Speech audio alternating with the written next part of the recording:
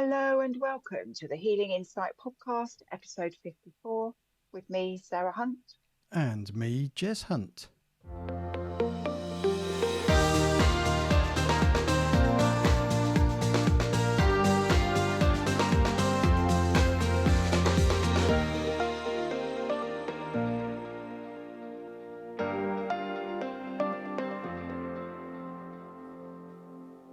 Hello and welcome, everybody. We are now on episode 54. I know. And hello, Jay. Good Hello. to be with you again. Indeed, indeed. How are No, things? this, How are yeah, things down good, thank you. south? This down south. I'm in the middle of the country, not south. Well, south of me. South of you, yeah. Well, it's a bit overcast, warmer than it has been. Um, Spring's on its way because I've seen crocuses and I've seen daffodils, although daffodils aren't out in flower yet. We've only got them in bud around here. But I have seen a few crocuses out and some snowdrops as well. When I was out with Ramai the other day, we found snowdrops and crocuses while we were walking Charlie. So Yeah, when Chiralta and I were out. spring's on its way. Sorry. Sorry. When Chiralta and I were out on Sunday, we saw lots of crocuses and daffodils coming up and snowdrops all over the place. It's so mild for, Yeah, going it for my, is for February. It is. going for my walks in the evening without a coat and just a fleecy jumper, but without a coat, because by the time you get walking, it's too warm to keep wearing a coat. It's great. Long may it continue. Yeah, indeed. Although I do like a decent winter. Yeah, I but just feel like it's been years since we had a proper winter with proper snow and toboggans, and it was the last time was we used to have such fun, didn't we, when we yeah. were small, when we were kids, well, teenagers. I know. Yeah. I can only think of. Since Robbie was born, I can only think of two, maybe three times in 17 years where there's been enough snow for me to take Robbie out on a toboggan. He's a bit old now. Well, as in, if he wants to go, he'll do it on his own. But yeah, certainly two that I can think of. Maybe there was a third one, but there was one where we actually attached the dogs to the sled and had the dogs pulling him up the lane. That was quite funny. Oh my goodness, I'd forgotten Happy about that. dogs. Like huskies. They're Well, not huskies, but they were. It was a bit like huskies. yeah. I just have great memories of us with Dad and sledging down the big hill on the farm at Cranfield, not where we used to go down the back of the rectory as kids together, but the other end of Cranfield as you're going Yeah, into it up yeah. the big hill. And we had such fun that winter. We kept dragging Dad up there and going, "Come on, take us up there, Dad. We want to go sledging down there." We'd have toboggan races down the hill. Yeah, all good fun. But yeah, you're right. There haven't been many winters like that in the last 20 years or so. Not that I can remember, anyway. Okay. No, I can't either. I can't. I mean, back in those days, there's, people that are local will know that Cranfield has got a hill to get into it either side. It's a village on top of the hill. So back when we were teenagers, if it snowed heavily, you couldn't get in or out the village unless you were on skis. So yeah, we used to have to stay home from school, didn't we? We did. Because we couldn't get there. Snow days. So snow days. Yeah, those were the days. Okay, so today's topic's quite an interesting one. Thought we'd look at generosity. I think generosity is a really lovely value to have. Value, yeah. Hmm. Um, and I've seen recently a lot of people doing random acts of kindness, and I just think, yeah, that's really nice that people are doing that. And funnily enough, there's in Cranfield particularly, there's a lot of random acts of kindness that are done by somebody who makes herself known as Crafty Nan, and she makes things and then leaves them out for children to find, or leaves them on people's doorsteps or whatever. I don't know who she is, but it is just random acts of kindness that cheer up people's day, and it's it is so important now for people to understand the importance of love and joy and being kind to each other, and that, a random act of kindness can just be acknowledging somebody as they walk down the street, Yeah. or giving them a smile Yeah. and a good morning. To me, that's a random act of kindness, as much as leaving a knitted doll on the doorstep for a little girl, or a painted pebble by a lamppost for a little boy to find, or whatever it might be. And it's um, when we are generous like that, then the universe brings generosity back to us. What we put out, we get back. So it is really important for us all to be looking at how we can be generous, but in a way that the generosity is not taken advantage of. Um, if that makes sense. Yes. Um, there need to be there needs to be boundaries, but equally, generosity doesn't need to cost a lot. It can be, as I say, just a smile, opening a door for somebody and holding it while they struggle through with the buggy, um, or yeah, um, saying hello as you walk down the street. What say you, Jane? I say I agree. Yeah, it could just be a it just could be a conversation with somebody. It's so simple that people make it complicated almost. It's generosity isn't necessarily about money, although that can be an assumption people make. When you talk about someone being generous and donating to charity and all those sorts of things, then Mm, that's a good thing to do, assuming it's the right charity for the right reasons. Um, yeah. but that is an extreme to some people, and some people can't afford that. But for example, you have a new neighbour move in, and you see them moving in, and the moving vans there, just taking them I don't know, a pint of milk and a bowl of sugar, and saying, do you fancy a cup of coffee, or welcome, or taking them a meal, or a friend who's pregnant and cooking a meal and taking a portion round.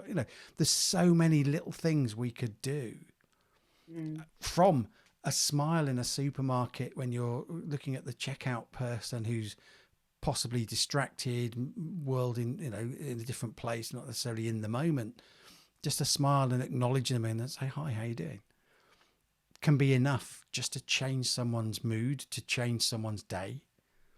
mm, I mean, one of the things I've done, I haven't done it this year, this winter, but one of the things I've done in the past is collect scarves, hats, and gloves from charity shops, like woolly sets, and then give them out at sort of Christmas time and over the winter months in local town. I did it around Bedford as well. And when someone, so to homeless people, sorry, I didn't specify homeless. I wasn't just walking up to someone in the street and who's going into a shop and saying, "Oh, would you like a hat and scarf?" But it didn't cost me a lot. I was buying it from charity shops, so the money was going to charity, and I was giving it to someone who chose whether they wanted it or not. And they, some people said yes, some people said no, and that's fine. But it could be that little thing that just changes someone's life, or changes someone's day, or changes their direction. Or so it can be just a conversation with someone, just being an ear when someone's struggling, or you can take it to whatever level you want to, and you can get mm. involved as much as you want to. The I trouble is, think I it's think, important. go on. Sorry, I'm cutting in there, but I think it's just important as well that it needs to have no attachment to it. Yes. So it's being done with unconditional love, with no expectation, Yeah. because it will come back to you another way. So it may be that you're being generous to the people that are homeless, and then someone else is generous to you in giving you their time, or whatever it might be, to help them do something. Um, so it when you've got no attachment to it, it allows flow to happen, and for the universe to bring that generosity that you've put out back to you, but maybe in a way that you don't expect. But it will be in a way that's for the highest good of all. Yes, absolutely. And I think it's something that we can be very, very self-centered. We've talked before in podcasts about selfless versus selfish. We can be very selfish at times. And some people, that's how they live. They are in it for themselves, and that's all they think about, and not to the good of all, but to the good of me kind of attitude. That is so where someone like that is donating to charity or being altruistic or whatever. That's because of well, look at me, aren't I good because I'm doing this thing? Rather That's than, ego-centered, isn't it? yeah, it's ego-centered. Rather than, you know, I'm just trying to think of things I've done just recently. Holding a door. I mean, there's a lady struggling to get stuff into her car, and it was like from the supermarket, getting shopping into a car, and it was just like, "Would you like a hand? Do you want me? Would you like me to open the car door for you?" Because she had her arms full of stuff, or whatever. And it was so it could be something like that. It doesn't have to be anything other than you see someone struggling. Would you like some help? And they'll either say yes or no, and either's fine. Yeah. But it's just that moment of doing something selflessly for Yeah. no other reason than that person's struggling. I can help them if they want the help. I can offer the help. And then they have a choice as to whether they accept that or not. And I've had people turn around and no, and I've had people where I've smiled at them and they've glowered at me. I've had other people where I've smiled at them and they've smiled back. I've had conversations with people I've never met before just because I've smiled and we've said hello as we walk past each other. Yeah, me too. You know, Yeah. it's But it's just, having no expectation is really important, isn't it? And no attachment to it. It's because then you just accept it for what it is, and it's nothing personal. If you offer help and somebody turns around and says no, it's not personal. yeah, It's just where they are in the now moment. And I think that's really important to understand, and not take offense, but just to accept that that's where they're at, and that's okay. yeah, because they're not saying no So to you. They're saying no to the situation. They're saying no to their interpretation of what's going on in their life in that moment. yeah, yeah, absolutely. So, one of the other things that comes up for me with generosity is the paying it forward. So it's kind of, we've Mm, talked a little bit about this in terms of getting into flow, but doing things where, so way back when I had a guy that coached me many years ago, where he didn't charge me for the sessions at that particular time. I didn't have a lot of money anyway. But he didn't charge me for the sessions. All he said was, well, when you're in the right situation, just pay it forward. So you do the same for somebody else with no expectations, whatever. And I've done and do a certain amount of pro bono coaching. mm, I don't want to call it free coaching because it isn't free, because there's not an expectation for them to pay me. There's an expectation for them to do something for somebody else. yeah. But there is an expectation of, if I'm going to do this, then you're going to use that information to help you move forwards, rather Mm, than when someone has something for free, there can be that not really bothered. They'll sit there and go, oh, well, yeah, that was a good use of an hour, without actually, funnily enough, going back to what we were saying in the recognizing the last one, value. self-reliance and taking Yeah. responsibility because I want to give it to if I'm going to give a coaching session for free, I want to make sure that the person receiving it is going to benefit from it.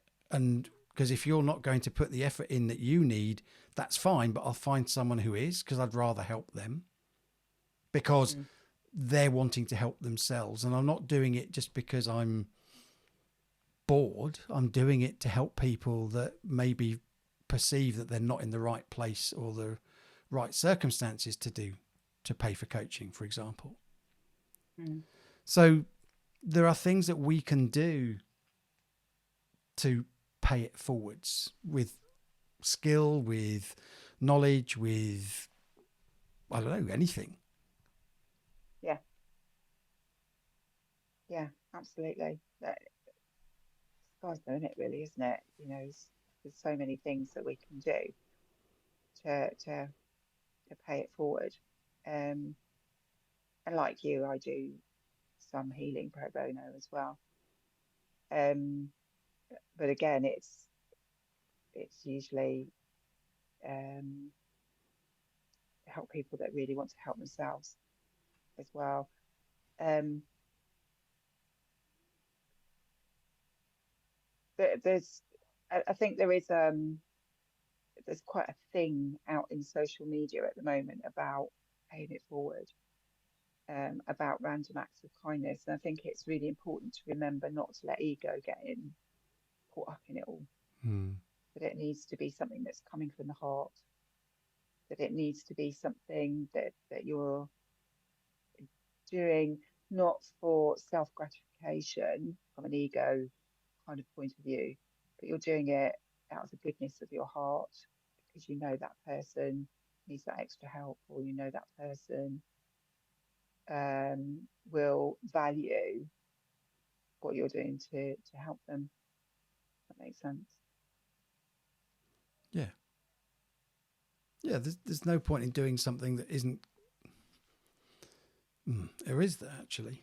But is that Yeah, because does that then flag things up in people to make them think, oh, what did I do to deserve that? Why did they do that for me? Which might then make them look at themselves, perhaps. possibly, I don't know. I think it goes to a common theme in pretty much all of the podcasts that we've done over the last year and a bit is going within and feeling what you feels right, trusting your intuition, and actually, I'm going to smile at this person because they look like they're not having such a good day, and I'm just going to smile at them, or I'm going to give them a bigger tip than I would normally, or I'm going to, whatever it might be. Just something, if you feel that it's right to do it, but like you say, not from an ego point of view, expecting them to do anything, just from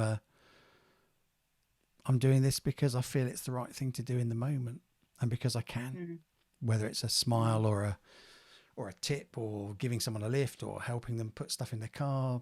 I mean, even just being available to the local community and just, one of the things so we've got a friend of ours, Jill, she's 90 and we take her shopping every other week because yes, she's not, she doesn't drive anymore. Yes, she could order online, but she likes to go and actually look at the produce and look at what's there and make a selection rather than have someone else pick it for her and have it delivered. So she likes just to go and look. So it's something that we can do because we're going anyway. It's something that we can do and just pick her up, take her along. We do our shopping, she does hers, and then we meet at checkout and then drop her back home again. There's so much we could do that doesn't mm. take a lot. Yeah. And yet, unfortunately, maybe more so now than in the last few years that I've noticed, but not so many people are doing it. I think, or not that I've noticed, if not that I go out looking for it specifically, but it is on my radar, so I do tend to see and notice things like that. Mm. It's something that we could all make more of an effort to do. But then if you're making an effort of it, then is that in ego and is that necessarily Exactly. so it's kind of that mm, curious. Yeah. It kind of flags up some interesting things there, doesn't it? Because it should come from the heart. And so if you've got to think hard about it and what you're going to do, then it's not coming from the heart. But if you just do it in the moment or something pops in, you think, oh, yeah, I'll help out with that, then that's coming more from the heart than the head. Yeah, and I think that's where I'm coming from more. In that I don't mean that you need to sit down and plan what you're going to do. So for me, when I was doing the giving out the hats and things in the winter, that had to be planned because through the year I would visit charity shops and I would buy up any woolly hats and scarves and gloves that I saw. So yes, that needed planning. So I knew I was going to do it, although there was no expectation at the other end of when I handed them out as to what was going to happen. But I mean more about just being open to, if you see someone struggling and you Mm. feel, oh, they're struggling, then take it that step further rather than, oh, they're struggling, but I've got to do this and I'm in a rush and I've got to get this done. Because in most cases, 2 or 3 moments of helping someone is not going to delay you that much, when chances are you're going to sit in a car, sit in traffic anyway. Yeah. So it's just being, I guess really it's just being open to allowing your heart to point you in the direction of people that you can help. So it's learning. It's allowing yourself to be generous. It's allowing generosity into your life Mm. Without without expectation, expectation. knowing knowing that what you put out you get back, and so there will be flow if you're being generous in the right kind of way, i.e., coming from your heart. One of the sales trainers I learnt stuff from many years ago, a guy called Zig Ziglar. Um, he was saying, I'm trying to remember the exact quote, and maybe I'll look it up for the show notes, but it's along the lines of, if you help enough people get what they want, you'll get what you want in life.